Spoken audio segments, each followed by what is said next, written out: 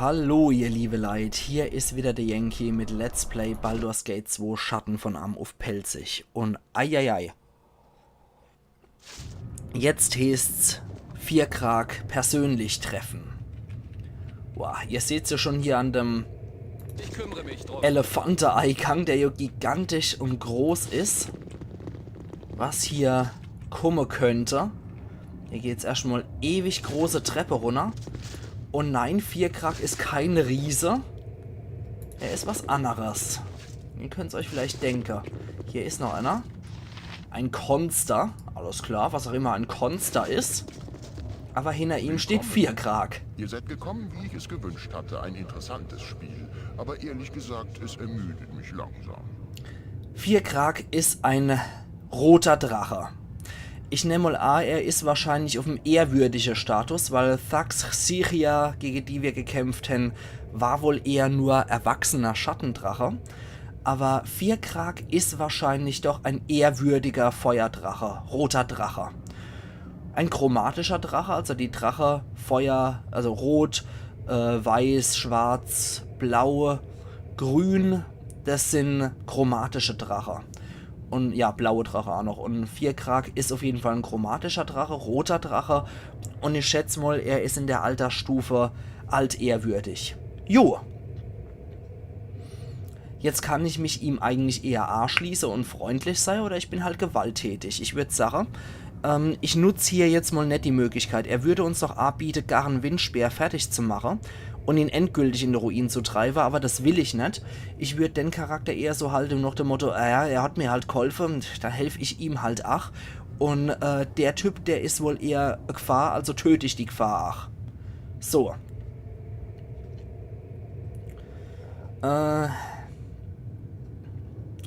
Genau wie ich. Ich kenne nicht mal den Grund dafür. Zum Vergnügen, für meine Neugier und meine Erinnerung an lange zurückliegende Missetaten. All das spornte mich an. Aber ihr werdet immer langweiliger. Das sagt mal gar nichts. Ihr schlängelt euch um die Wohre drum, wie ihr Katz mit der Maus spielt. Gut, gut, eine ausführliche Antwort. Eure Väter interessieren mich. Eure Abstammung kreuzt das Sterbliche und das Spirituelle. Und beides betrifft mich ein wenig. Ja, als Drache lebt man halt auch schon ziemlich lang. Ich glaube, die werden so 5000 Jahre oder so wären die alt. Oder bis zu, ich glaube, bis zu 10.000 können die sogar alt werden. Und spirituell, ja, die sind mit jeder Menge Magie vollgepumpt, schon fast göttlich. Orion zog euch auf. Ich weiß dies von meinen Spionen und meinen Anhängern. Sie sind sehr geschickt darin, wenn ich sie bitte.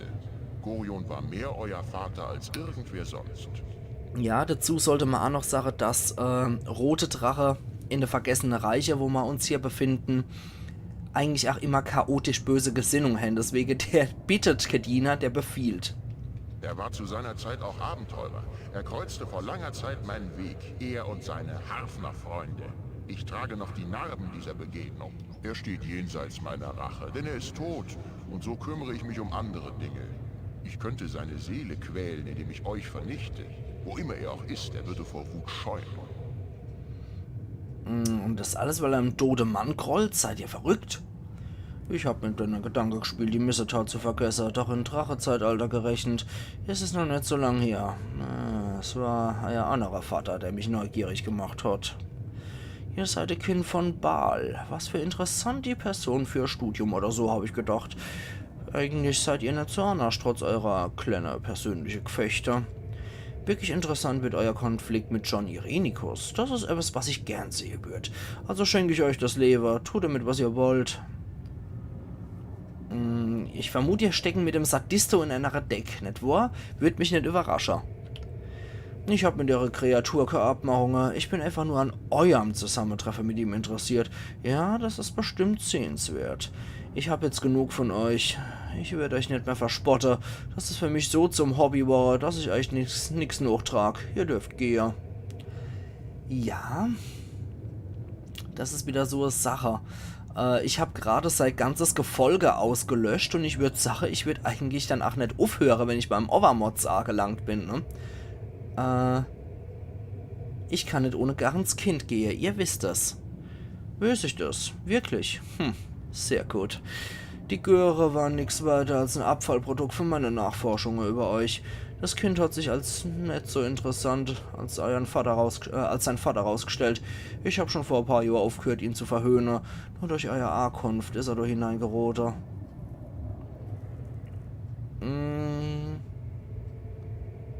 Sein Leider hat nie aufgehört, ihr habt seine Ländereihe genommen. Ich denke, er ist jetzt bestimmt glücklicher, da die Last der Führung von ihm genommen wurde. Die Hartnäckigkeit nahm mir die ganze Freude an seinem Untergang. Es bleibt mir nur noch, ihn zu töten und das Land überschreiben zu lassen. Hier rettet das Kind vor meinem Diener und fühlt euch entlastet. Glaubt mir, dass es leicht wird. Ich kontrolliere meine Subjekte ständig und sie wissen, dass Versagen der Tod bedeutet. Consta, geh zu dem Kind. Falls Abdel Adrian es dir nicht abnehmen kann, dann töte es. Ich werde das Kind rette und später mit euch abrechne 4 Krag, das schwöre ich.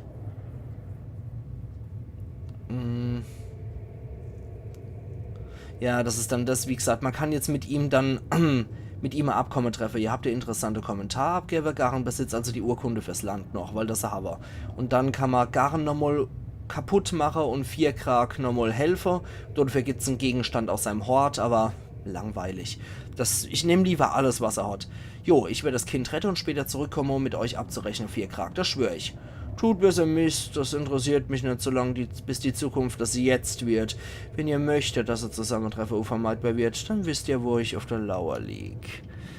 Geht jetzt und kümmert euch um eure kleine Rettungsaktion. Lasst euch Zeit, genießt das Leben, steht euch noch so viel bevor.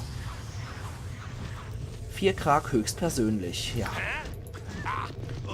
So, jetzt gucke ich mich erstmal hier um wieder. Und in dem ersten Bereich, wo auch dieser vampirische Nebel war, sehen wir ja in diesen Stalagmite, die hier von unten hoch wachsen, dass sich 4 Krag wohl von dort aus noch unten gedrückt hat und sich hier sein Hort gebaut hat. So, jetzt machen wir aber diesen Consta noch platt. Das ist ein, ja, relativ starker Magier, aber nichts, was wir nicht besiegen könnten. Dort noch ruhen wir uns erstmal ein bisschen aus und dann würde ich sagen, erlegen wir 4 Krag. So, aber jetzt erst einmal den Schoßhund von ihm noch abschlachten. Ein Tänzchen gefällig? Dann komm, Dummkopf, und lass mich das dem Wesen, dem ich dien beweise, dass ich seiner würdig bin. Ja, das ist der letzte noch lebende Diener von ihm. Ihr werden die Begegnung nicht überleben. Ihr seid so voreilig, Dummkopf. Ich mache hier mein Glück oder sterb frohen Mutes. Seht mal Ehrerbietung, 4 Krag. Arschloch. So, machen wir den mal platt. So ein dummer Hund. Okay, dem jagen wir erstmal Brecher auf die Schnauze. Oh Mist, der hat sich unsichtbar gemacht.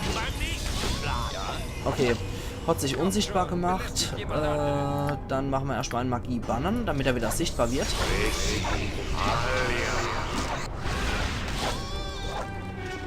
Oh ne, er ist immer noch unsichtbar. Schade. Ruf. Anomen hat's geschrottet. Okay, das ist nicht so gut.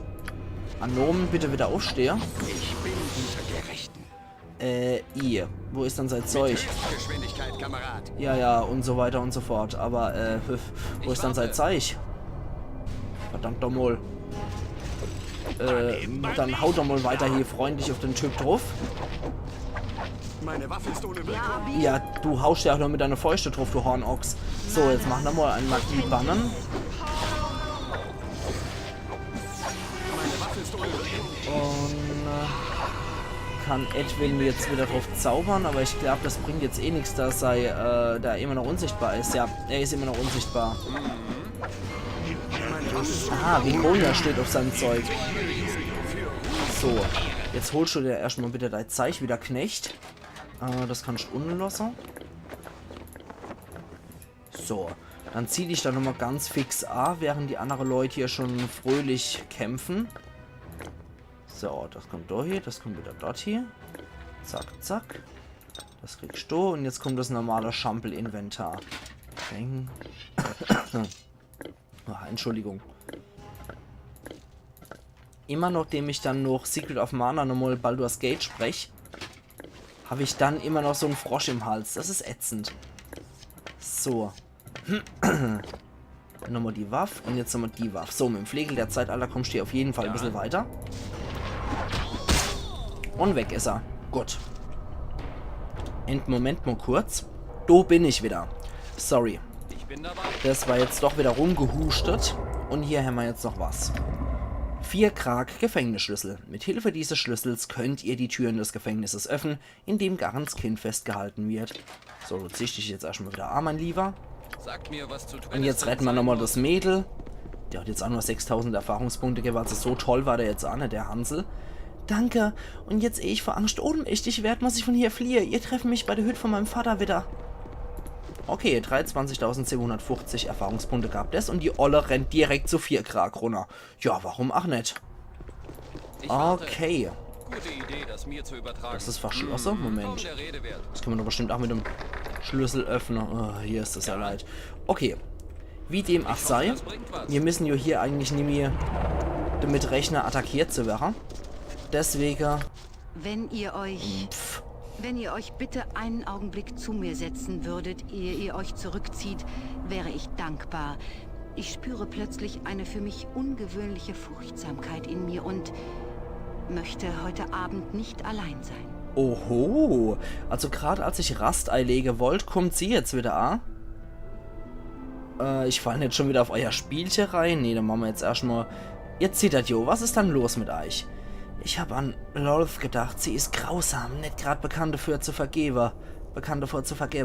Und sie kriegt immer ihr Rache. Die Gefallene und die Gescheiterte sind ihr Beute.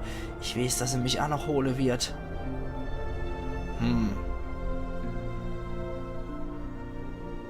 Machen euch gesorgt, ich werde hier sein und euch beschütze. Es wird nix nutzen. Lolths Zugriff reicht weit und ich fürchte, ich werde ihm nicht entfliehen können. Warum sagt ihr dann sowas? Sie antwortet auf jede Beschwörung. Sie ist so besessen von Eitelkeit und Ruhm, dass er alles macht, um ihr Gläubige zu beeindrucken. Ich habe ihr Macht gesehen und ich habe gesehen, was sie jene Art tut, die in Ungnade fallen. Es ist, weil ich es gesehen habe, weil ich den Biss von der Tentakel gespürt habe. Deswegen weiß ich, dass er mich in Sicherheit wiegen wird, mir das Gefühl geben wird, frei zu sein. Dann wird sie mich holen. Ich träume manchmal noch vom Valas und ich versuche dann mit ihm zu sprechen. Aber er ist jetzt nur noch ein Monster und ich schreie, wenn ich von seinem fürchterlichen Spinnenberg streichelt werde. Ich denke mir, was könnte Lolth wie mal Arthur, wenn sie Valas das angedauert? Was für noch schrecklichere Qualen hat sie für mich bereit, wenn sie sich endlich entschieden hat und mich heimsucht? Abdel Adrian, die Angst geht mir durchs Mark und Bäh. Lassen mich nicht allein. Bleiben heute Nacht bei mir. Ich muss euer Fleisch neben meinem spüren und fangen mich mit eurer Stärke. Ich könnte mir nichts Schöneres vorstellen. Lassen mich an euch teilhaben, Abdel Adrian. Ich mag heute Nacht von eurem Mut trinken. Ich will euch zeigen, was eine Drow-Frau zu bieten hat. Ich will euch Lüchte entflammen und euer Sinne betören. Verbringen die Nacht mit mir. Wie könnte ich so einen Wunsch ablehnen? Ich will. Komm in meine Arme und lassen uns von den neugierigen Aare der anderen entfernen. Legt eure Hand auf mein dunkles, zitterndes Herz und ich will euch die Grenze der Leidenschaft zeigen, wie nur ich es vermag. Schön. Okay. Müssen wir jetzt noch mal drüber retten am nächsten Tag, oder? Ah, das ist angenehm. Sagt mir, Also... was zu tun ist. Ich kümmere mich Nö, drum. Viconia Ich hat warte. nichts zu sagen. Okay, das ist mal angenehm, wenn man dort drüber dann nicht noch retten muss am nächsten Tag. Sehr schön. Okay, das wird auf jeden Fall wieder seine Konsequenzen haben. Aber wir haben jetzt auf jeden Fall mal die Errungenschaft gepackt, dass wir Viconia ins Bett gekriegt haben. Yay! So, und jetzt geht's erstmal Runde speichern. Und jetzt mag ich euch einfach mal zeigen, wie abartig dieser 4-Krag drauf Habt ihr ist. nichts Besseres zu tun, als mich zu belästigen? Und wir attackieren ihn direkt. So. Erst einmal Furcht bannen. Das ist mal wichtig. An Nomen. Der hat jetzt nichts weiter Interessantes. Wobei dieser Hellebarden natürlich extrem gut ist. Hellebarden. Damit rüste ich jetzt erstmal Korgan aus. So, der darf jetzt mal mit dem Ding kämpfen. Abdel Adrian kriegt jetzt den Drachentöter in die Hand, weil der 2W8 plus 4 gegen Drache macht. Das ist schon mal nicht schlecht. So, dann würde ich Ich sagen... stehe euch zu Diensten. Ja, das weiß ich, Vicky. Das warst du letzte Nacht. Ach. Was ist nun los? So, dann machst du so mal einen Segen. Und du verpfeiferst eine Stärkung auf Korgan. Du packst einen Zauber zurückwerfen auf dich. Der Sieg wird unser sein, ihr wisst das. Das weiß ich. So, du machst, ach so, Rüstung des Glaubens noch auf dich. Eder. Ich will noch, dass du eine Kugel der Unverwundbarkeit auf dir drauf hast. So, sehr schön. Dann mag ich noch, dass du eine generelle Schutz vor magischer Energie noch auf dich hast. Oh, wobei, nee, eigentlich eher auf Korgan. So. Gut, dann wollen wir doch mal. Ich würde sagen, wir kümmern uns jetzt um Vierkrag. Dafür müssen wir uns positionieren. Ihr Krieger, sprich Korgan und Anomen, ihr geht doch vorne hier. Vikonia, du gehst ein bisschen weiter hin hier. Edwin, ganz weit hin. Abdel Adrian, du versteckst dich im Schatten und attackierst unseren Freund von hinten. So, dann wollen wir doch mal. Wollen wir es mal hier. Und wieder diese ultra epische Kampfmusik. Scheiße. Okay, das hat schon mal nichts gebraucht. Gut. Sag mir, was zu tun Leute, weiter hier auf 4 Krag drauf. So. Belästigt jemand anderen. Edwin, Resistenz senken. Ja, Abil? Vikonia. Boah, die Musik, Alter. Feuersturm bringt beim rote Drache nichts. Souls sengende Kugel können wir auch nicht probieren. Boah, Alter. Boah, ich krieg jedes Mal Gänsehaut. Heiliges Zerschmettern probieren wir mal aus. Okay, die hat's doch hingeschleudert. Abdel Adrian ist gerade der einzige, der noch vor 4 Krag steht. Okay, attackiert ihn. So, dreh dich wieder um. Genau, das 4 Krag die attackiert. So. Edwin, ich mag noch einmal, dass du Resistenz senken und 4 Krag wirkst. Boah, Vikonia macht hier auch nicht besonders lang. So, er muss schon Korgan angreifen. Okay, Abdel Adrian, vergift mal deine Waffe. Boah, leck. Jetzt kommt ein Feuerhauch hinterher. Roter Drache, Odem-Waffe auf Edwin. Oh Gott. Okay, wirkt magische Geschosse auf ihn. Boah, Edwin hat's schon erwischt. Boah, scheiße, Edwin hat's erwischt. Der ist hinüber. Alle auf ihn drauf. Ich stehe euch zu Dienst. Vikonia, beleb ihn wieder. Edwin, hol dir das Zeug wieder. Oh, 4 Krag steht drauf. 4 Krag hat er Hast auf sich gewirkt. So. Die Robe geht nicht nochmal A. Meine Fresse. Also 4 Krag ist definitiv kein sehr leichter Gegner, muss man dazu sagen. Der zählt eigentlich schon zu der gehobeneren Gegner im Spiel, eben weil der Typ auch optional ist. Das heißt, man kann es aussuchen, will ich einen ehrwürdigen roten Drache tatsächlich herausfordern oder will ich ihn einfach nur in Ruhe lassen. Und er hat schon etwas in petto für Guti-Gruppe. Also wenn man Guti-Gruppe spielt, hat 4 Krag so ziemlich der geilste Gegenstand für einen guten Paladin in der Gruppe. So, Edwin, ziehe ich da mal etwas weiter zurück. Und die Schutzzauber sind jetzt auch nicht mehr drauf. Macht trotzdem mal magische Geschosse auf ihn weiter. Hoppla, nicht das Schild. Macht bitte magische Geschosse auf ihn drauf. Vikonia attackiert und Abdel Adrian ab. Gut, jetzt kommen die Geschosse wenigstens durch. Bisschen durch die Magiewiderstand. Oh, okay. Brescher. Boah, Korgan verreckt mir hier.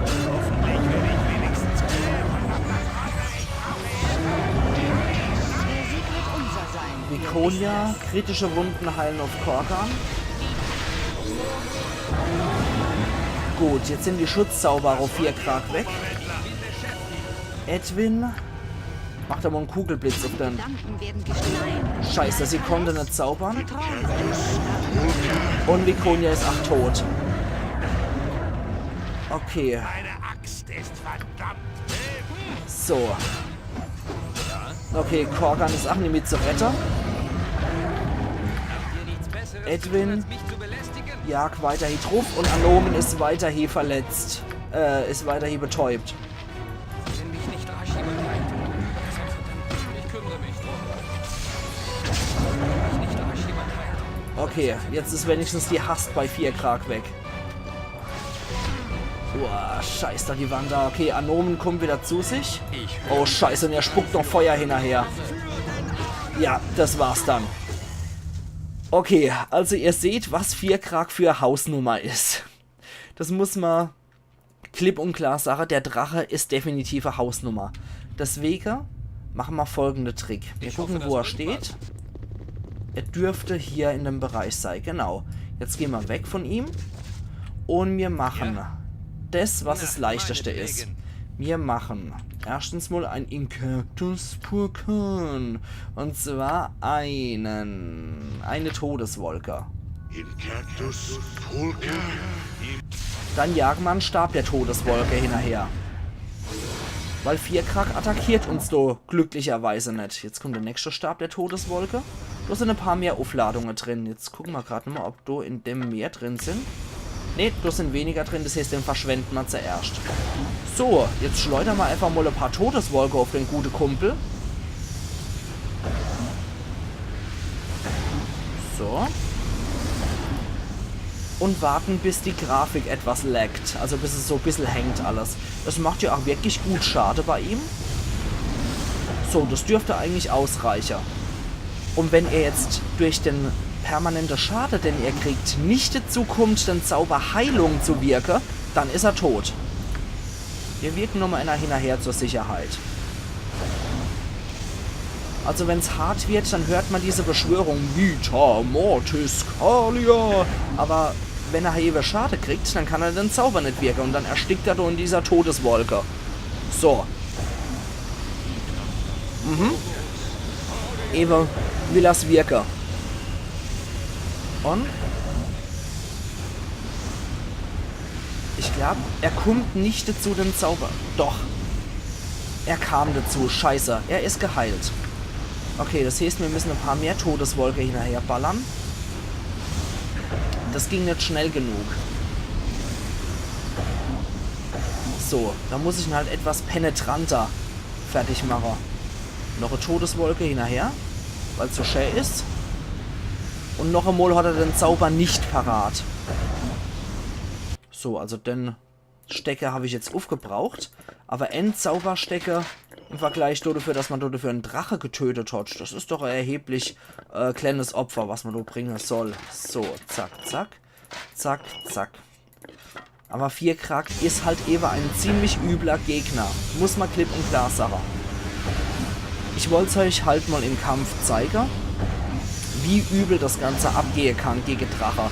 Vor allem ab einem gewissen Punkt, wo die Drache dann nicht mehr nur erwachsene Drache sind, sondern schon ziemlich starke Wesen. So. Der dürfte es eigentlich bald hinter sich haben, weil noch einmal... Ah, Ewe will das noch einmal. Ewe will das noch einmal wissen.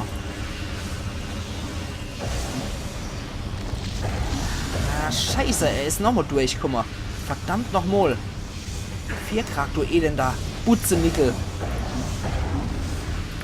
Dann will das halt wirklich auf die harte Nummer.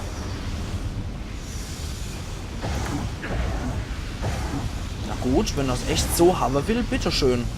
Dann machen wir halt 2 Zauberstäbe dafür platt. Ist mir jetzt auch wurscht. So, einer nochmal zur Sicherheit und dann war's das aber auch.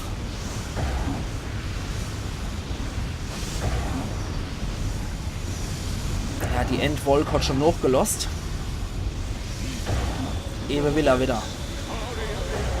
Wie viel Heilzauber hat dann der parat, verdammt nochmal? Das gibt's doch gar nicht. Wie oft kann dann der das machen? Verdammt nochmal.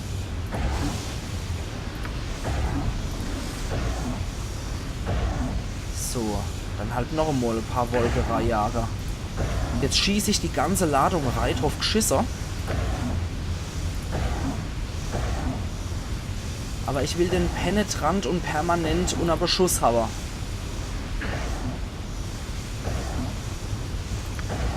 Noch einmal.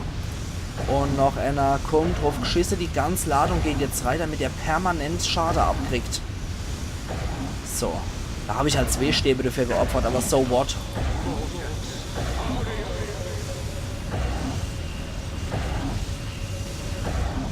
Hopp.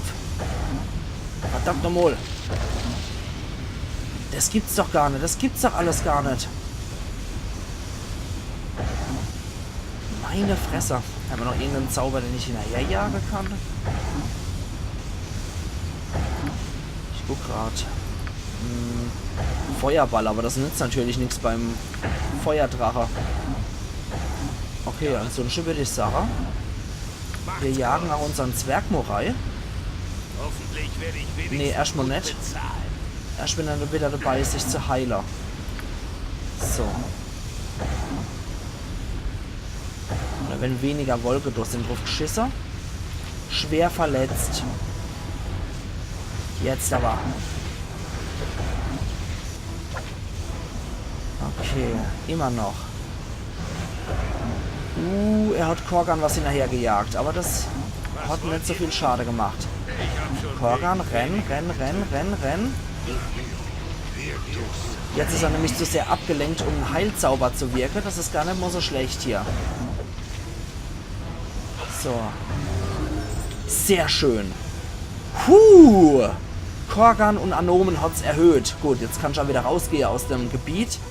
Meine Fresse, also das war jetzt doch etwas härter als gedacht. Mit ihrer Standardtaktik, der hat wohl öfters den Zauber Heilung als gedacht. Ich habe gedacht, die Drache haben das nur einmal. Aber krasser Scheiß. Okay. 4 Krag hat den Zauber 3-mal gewirkt. Wir haben jetzt 2 Todeswolgestäbe dafür geopfert. Gewittert und Keidel noch einmal. Das war echt heftiger als gedacht. Aber okay, auf der Stufe wahrscheinlich, etwas stärker. Jo, wie dem auch sei, das ist der härteste Gegner, den Edwin gekillt hat. Und ich wollte ihn halt ablenken, indem ich dann Korgan reingejagt habe. 64.000, das ist, glaube ich, das Höchste, was wir je gekriegt haben an Erfahrung. Und Korgan können wir jetzt erhöhen. Der ist jetzt auch auf Stufe 15. ETW 0 wieder um 1 reduziert. Und Äxte Hammer. So, der Kriegshammer wird nochmal 1 hochgepumpt. Und es wird sich später lohnen. Anomen hat keine zusätzliche Fertigkeitspunkte, aber 4, 5 und 7 nochmal ein Priesterzauber. 2 Trefferpunkte mehr und ein Sagenkunde mehr. Sehr gut. Okay. Dafür hat jetzt kaum jemand Schade erlitten. Nur Korgan. Gut, da können wir nochmal schwere Wunden heilen dazu packen. Hier werde ich nochmal immer kritische Wunden heilen dazu. Und auf Stufe 7... Da würde ich eigentlich mal der Finger des Todes einfach mal dazu setzen. Okay. Anom ist jetzt 8 Kleriker 17. Heieiei. Gut. Sagt mir, was ich kümmere mich drum. Na gucken wir doch mal, was 4 Krag bei sich hat. So, wo ist dann dein Zeug, was du bei dir hast? 4 Krag. Ist schon geschehen. Da ist es. Sehr schön. Okay. Was hast du bei dir, Drache? Du hast erstmal hier rote Drachenschuppen. Eine ganze Menge der Schuppen des roten Drachens konnten geborgen werden. Es heißt, dass man mit Magie daraus eine mächtige Rüstung schmieden kann. Allerdings. Gut, das geht an ihn, das geht an ihn. Die rote Drachenschuppe gebe ich erstmal Korgan zur Aufbewahrung. Dann hätte ich ganz gern das Ding identifiziert.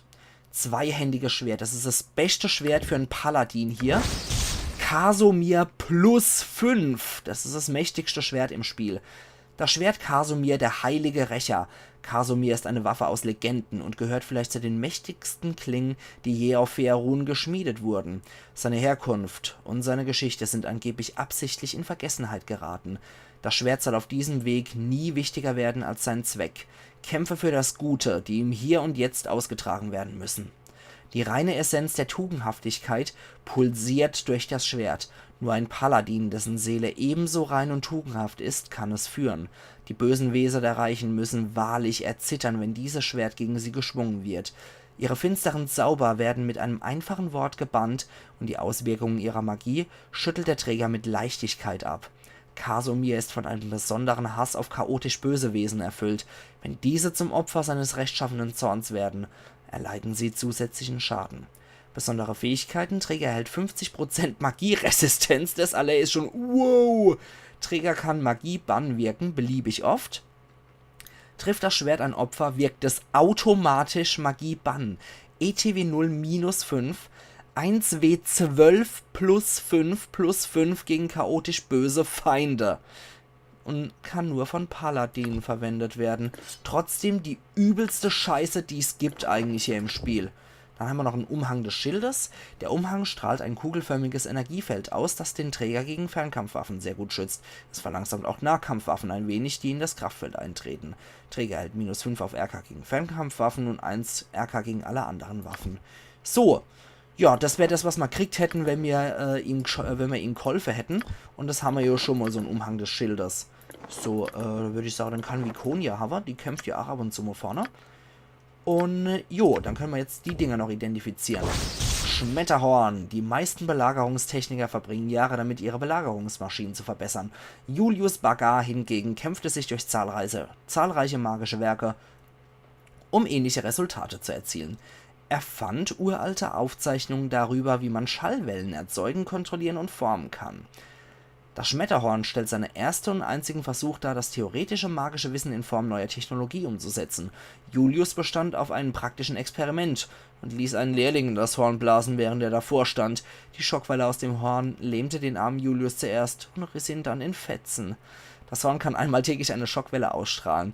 Jedes Wesen im Wirkungsbereich erleidet 2 bis 20 Schadenspunkte und ist für 2 Runden gelähmt. Bei einem erfolgreichen Rettungswurf gegen Lähmung erleidet man nur halben Schaden und wird nicht gelähmt. So, das können wir auf jeden Fall Korgan geben. Das ist ziemlich geil, das Ding. So, Ede kann die Dinger haben. Und dann haben wir noch einen Feldharnisch +1, so wie es die gute Krieger bei mir tragen. Alle miteinander. So, jetzt haben wir auch einer von den stärkeren Gegner im Spiel gecrashed. Und ich würde sagen, dafür, dass wir uns heute nur mit 4 Krag auseinandergesetzt haben, ist das jetzt auch eine würdige Stelle, um hier meinen Cut zu setzen. Und wir sehen uns dann morgen wieder zu Let's Play Baldur's Gate 2 Schatten von Am auf Pelzig. Also machen's gut und bis morgen dann. Ayan Yankee.